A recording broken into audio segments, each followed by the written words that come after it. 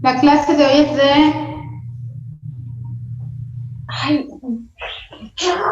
vete a traer tus croquetas. Por favor, apaguen su micrófono.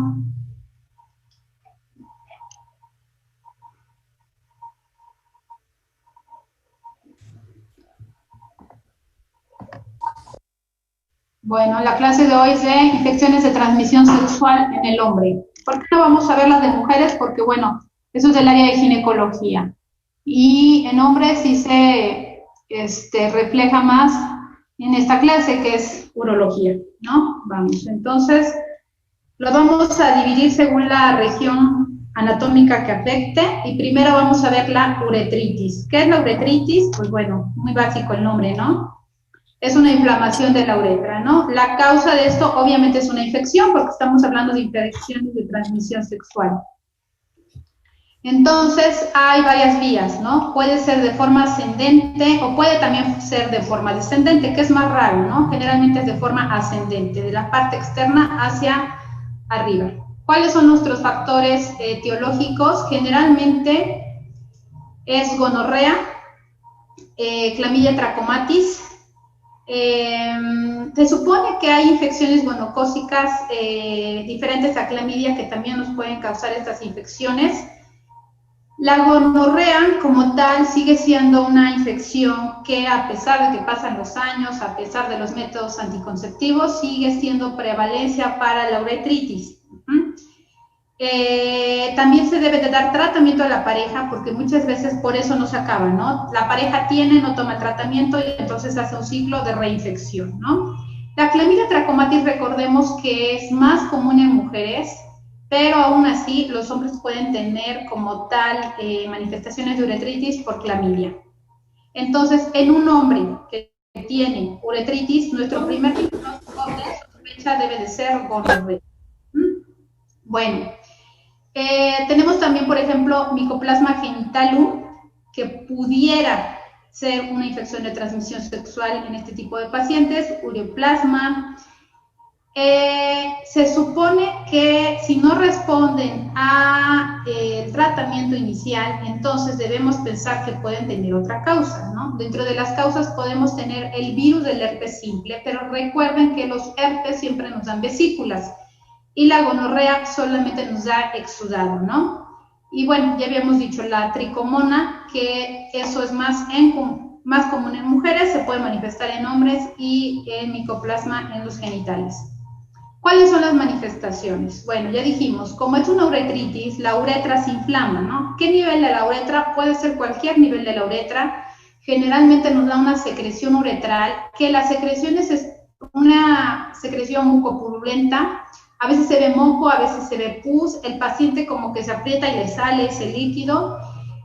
No siempre tiene mal olor, recuerden que los que tienen mal olor es tricomona, ¿no? Suele haber disuria porque obviamente pues la vía urinaria está implicada y algunas veces son asintomáticos, sobre todo cuando los pacientes ya tienen reinfecciones. Y bueno, entonces, ¿cómo hacemos el diagnóstico, no? Tenemos que hacer una tinción de Gram. En la tinción de Gram nos tiene que decir que existen más de 5 leucocitos por campo. Esto nos habla de proceso inflamatorio. Y también tenemos que hacer análisis de esteriasa leucocitaria en la primera orina de la mañana.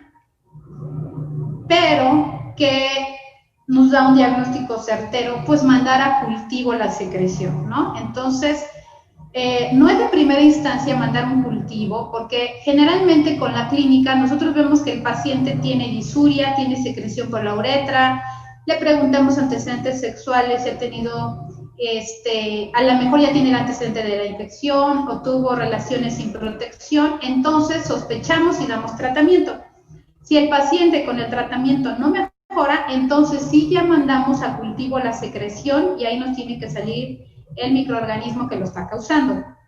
Y bueno, como les dije, el tratamiento debe ser dual, ¿no? Porque se pueden coinfectar ambos géneros, mujer a hombre, o bueno, también cuando hay parejas homosexuales, el tratamiento debe ser de pareja, porque también hay infecciones entre hombres. De primera instancia, el tratamiento son las fluoroquinolonas, que recuerden que también es nuestro nuestro tratamiento para las infecciones de vías urinarias, ciprofloxacino, ofloxacino, levofloxacino. Sin embargo, en los últimos años, 10, 15 años, se ha visto que la gonorrea tiene una resistencia a las fluoroquinolonas. ¿Por qué? Pues resulta que para todos los pacientes toman fluoroquinolonas, para las gripas, para las neumonías, para el dolor de garganta, para las IBUs. Entonces, con los años, la gonorrea ha ido mutando y cada vez es menos sensible a las fluoroquinolonas, ¿no? Entonces, viene el otro cuadro de tratamiento, las cefalosporinas. Podemos dar cefixima 400 miligramos vía oral o ceftriaxona 125 miligramos dosis única intramuscular más acitromicina, que debe ser 1 gramo dosis única, o doxiciclina por 7 días. Ahora, este esquema es para pacientes que también pensamos que puedan no cumplir el esquema vía oral muchos días. ¿Por qué? Porque son dosis únicas, ¿no? Vemos aquí, cefixima es dosis única, acitromicina es dosis única. Si pensamos que el paciente es de esos pacientes que no se va a terminar el tratamiento, entonces damos este tratamiento. Estamos hablando de infecciones no complicadas. Ahora, cuando tenemos ya como tal infecciones faríngeas, que les dije muchas veces van de la mano, entonces damos ceftriaxona más acitromicina, igual dosis única. Si vamos a dar doxiciclina, entonces tendría que ser por 7 días. ¿Cómo decidimos dar doxiciclina o acitromicina? Como les dije, depende que el paciente tenga apego o no al tratamiento. Si no tiene apego, entonces dosis única. Si tiene apego, entonces 7 días. Ahora, la acitromicina es un medicamento que casi no hay alergia a él, pero bueno, siempre hay que estar seguros que los pacientes no tengan alergia. Y bueno, cuando tenemos como tal clamidias, que no es gonocócico el tratamiento, muchas veces la acitromicina con 1 gramo dosis única es el tratamiento de erradicación. O también podemos dar la doxiciclina por 7 días. Y cuando es recurrente y persistente, entonces aquí cambiamos el esquema. Si el paciente ya tuvo alguno de estos esquemas, persiste con la infección o regresa a la infección muy pronto, entonces cambiamos a metronidazol 2 gramos dosis única, que serían 4 miligramos, o también podemos dar eritromicina cada 6 horas por 7 días. Recuerden que la eritromicina y la acitromicina son de la misma familia, ¿no? Pero bueno, acá ya se recomienda eritromicina. Puede ser que el paciente también ya tenga resistencia a la acitromicina. Ahora, lo importante es dar tratamiento a la pareja, ¿no? Porque si la pareja también está infectada, pues el paciente se va a reinfectar si no tomó tratamiento a la pareja. Si nosotros ya hicimos todos estos esquemas y el paciente persiste con la infección, entonces viene el cultivo. En el cultivo nos va a decir qué antibiótico es el ideal para este paciente y bueno, a veces hay que cambiar de esquema según el tratamiento que salga en el cultivo. ¿Qué complicaciones nos pueden dar las uretritis? Bueno, que haya una epididimitis, que haya una infección diseminada o que tengan el síndrome de Raynaud. Ahora vamos a hablar de la epididimitis. Como tal, epididimitis es una inflamación del epidídimo. Se caracteriza por dolor, edema e inflamación. Cuando es un cuadro agudo, los síntomas son de menos 6 semanas. Cuando es crónico, generalmente tiene más de 3 meses. Puede ser inflamatorio, obstructivo y puede ser incluso un dolor crónico, que el paciente todo el tiempo tenga dolor y bueno, ya mejor toma medicamento del dolor antes de acudir al médico. Los patógenos de transmisión sexual suelen causar infecciones de vías urinarias y a partir de la vía urinaria viajan hacia el epidídimo. Factores de riesgo se dice que pueden ser hombres con actividad sexual que tengan menos de 35 años. Ellos pueden tener generalmente clamidia y gonorrea, algunas veces E. coli. Los pacientes de más de 35 años, a veces ya no hay tanto problema en cuestión de la actividad sexual, sino más bien son infecciones de vías urinarias crónicas y son infecciones que son bacterias que ya son resistentes a los tratamientos. Entonces, también la epididimitis está relacionada con infección de vías urinarias, como les dije, pacientes que tengan anormalidades anatómicas de la vía urinaria o que se sometieron a alguna instrumentación de la vía urinaria. Como que es una instrumentación de la vía urinaria, la cistoscopía. Si al paciente se le hizo una cistoscopía para un diagnóstico a nivel de vejiga, se le puso un catéter en los ureteros o se hizo una RTUP para cirugía de próstata, eso puede ser un factor de riesgo. El cuadro clínico es un dolor continuo a la palpación en el escroto donde tiene el problema. Generalmente es unilateral, rara vez es bilateral. Cuando llega a haber ya como tal una estenosis, entonces empieza a inflamar y empieza a haber un hidrocele. Y ya en esta fase ya se palpa como tal inflamado el epidídimo. Al principio no se palpa inflamado. Acá también nosotros hacemos un exudado de Gram. Casi siempre está relacionado con uretritis, entonces vamos a tener un líquido para exudado. Obviamente, si no tiene exudado, pues estas tinciones no se pueden realizar, ¿sí? Tenemos que hacer el urocultivo o el cultivo del exudado en caso de que se tenga exudado. En todas las infecciones de transmisión sexual debemos de pedir serología para sífilis y VIH, ¿sí? ¿Por qué? Porque ya habíamos comentado, esta es una patología casi siempre de transmisión sexual en gente joven. Entonces debemos estar seguros que el paciente no tenga estas infecciones. El tratamiento, cuando es infección gonocócica o clamidia probable, damos igual que en el cuadro anterior, ceftriaxona, dosis única más la doxiciclina 10 días. En el otro marcaba 7 días, pero bueno, en general es de 7 a 10 días.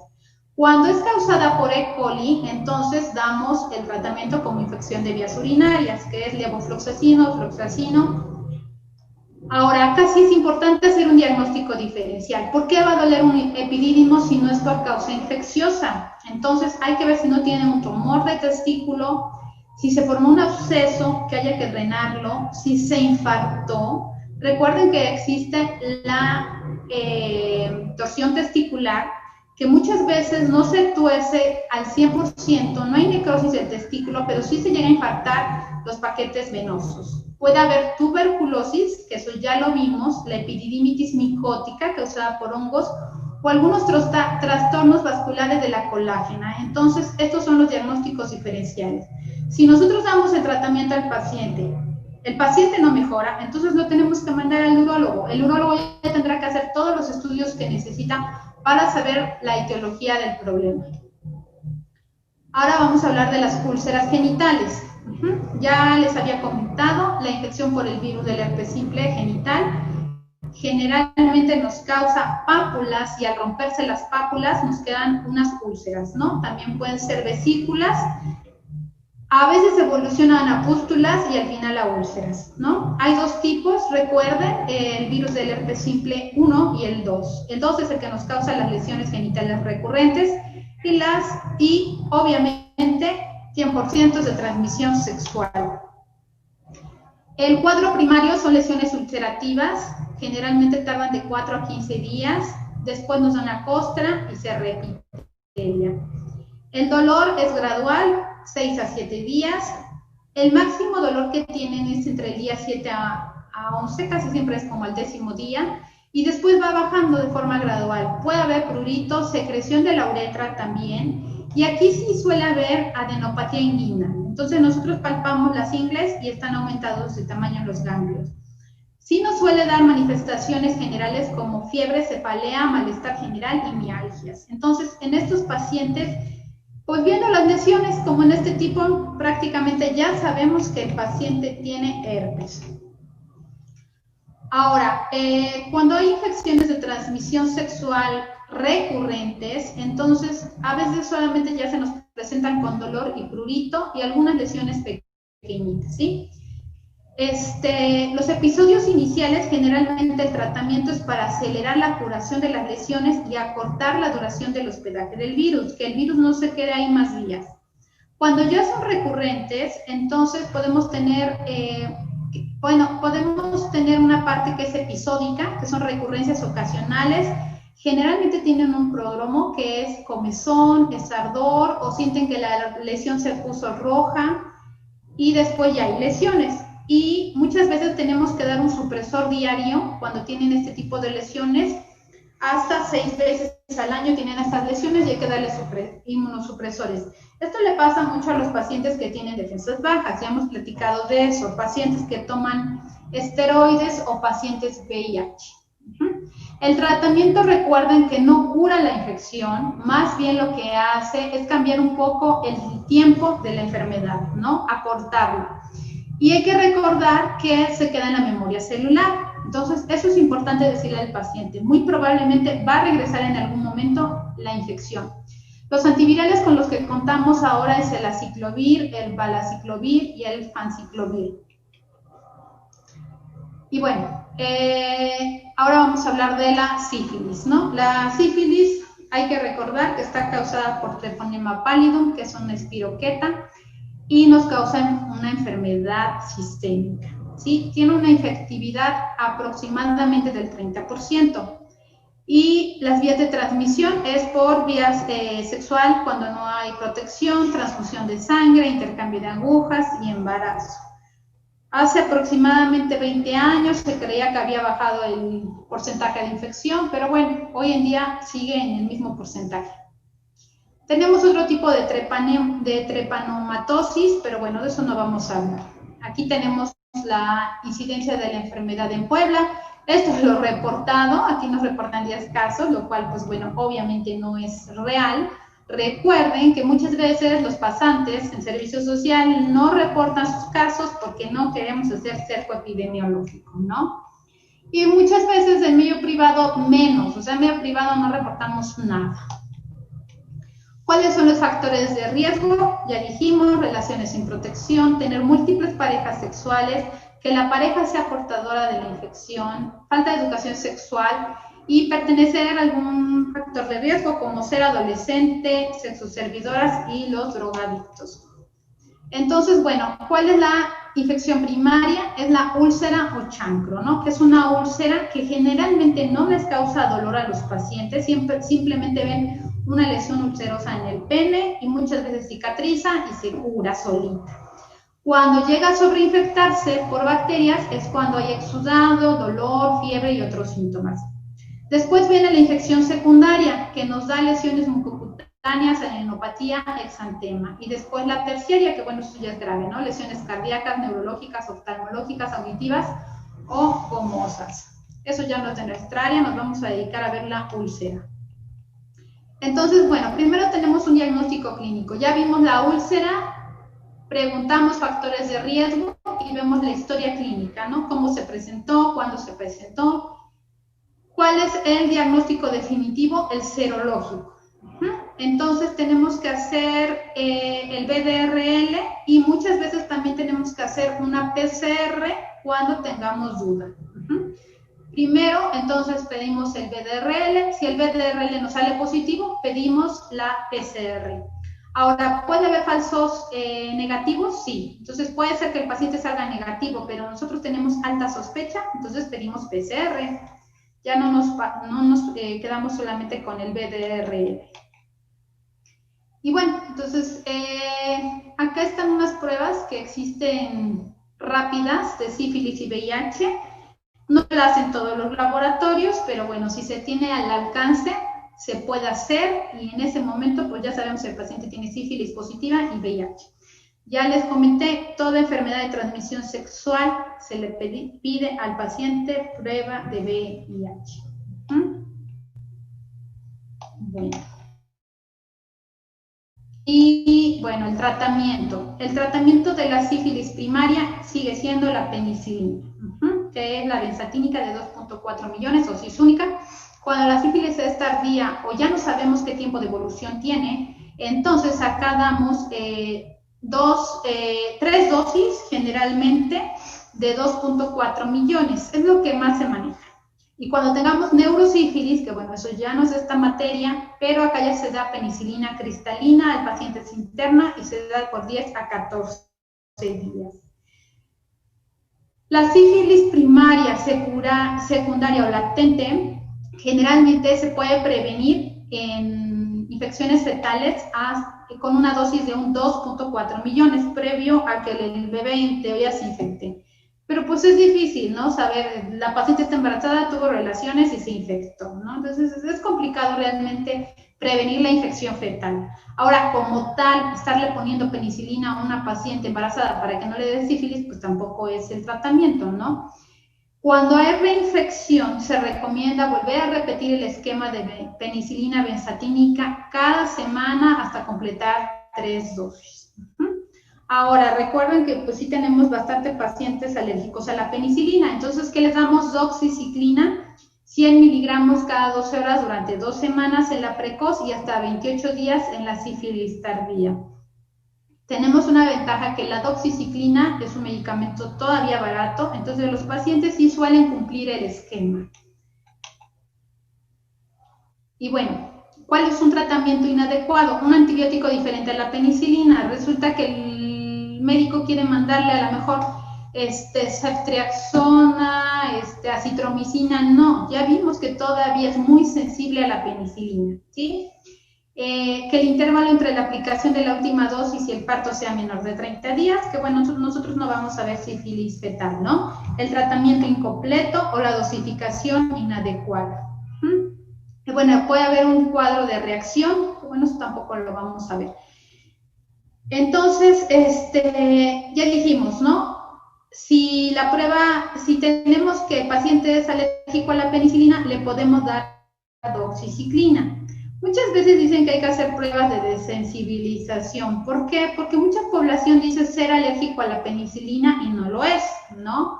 O muchas veces tuvieron la alergia, en este momento ya no lo tienen, pero para eso tendremos que mandarlos a alergia y que ellos hagan este tipo de pruebas. Yo lo que recomiendo es darle doxiciclina. Es muy raro que un paciente sea alérgico a la doxiciclina, prácticamente no me ha tocado a mí ver, pero bueno, ¿qué pasaría si nuestro paciente es alérgico a la penicilina y a la doxiciclina? Pues yo ya lo mandaba al epidemiólogo, ¿no? Que el epidemiólogo se haga cargo de este caso de sífilis para evitar que se vuelva,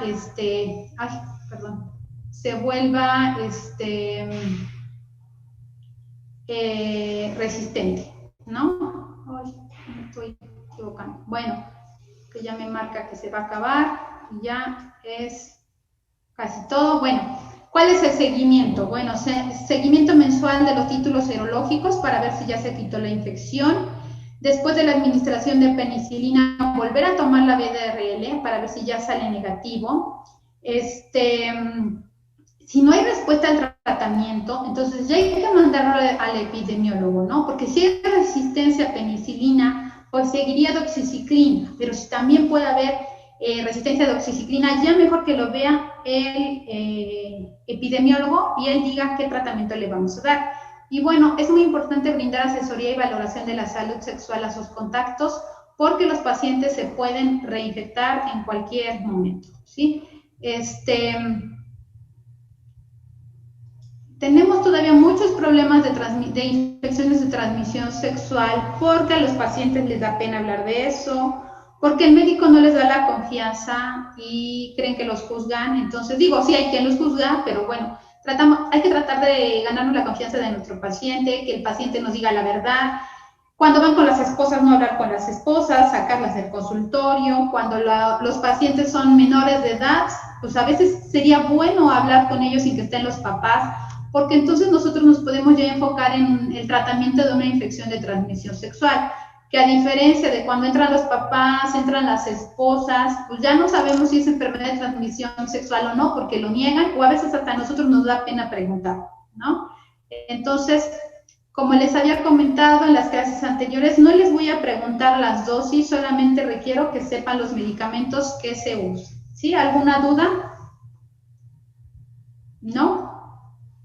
Bueno, entonces nos vemos el jueves y probablemente ya la otra semana sea el examen. Yo le aviso a su compañero Daniel, ya voy a hacer el cálculo del calendario para que ya veamos si es la otra semana o en 15 días, ¿sí?